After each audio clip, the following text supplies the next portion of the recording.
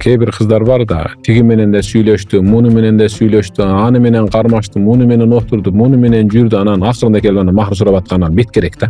Кыздарга өзү бет керек, ушундай махр сурап атканда. Силердин тилиңер менен айтканда, прошлый эгерде мындай барактай турган болсоң, ал тиги жигитке тийгенге чейин бир 5-6 жигит менен кол кармашып отурган. Аны байкуш тиги жигит кафеге алып барып, канча акчасын кетирди. Ошондойго барбаган кыз махр сураса жарашат. Анан кээ бир кыздар айтат да, iPhone дейт. Демек, ал кыздын өзүнүн кадыры күйөөсүнүн алдында iPhone жолуккан кадыры бар да. iPhone эскирет да. Анында гигабайт бүргөн файл толот.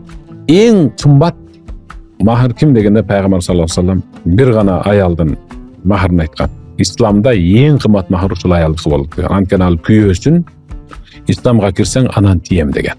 Исламды кабыл алсаң анан сага турмушка чыгам дегенде.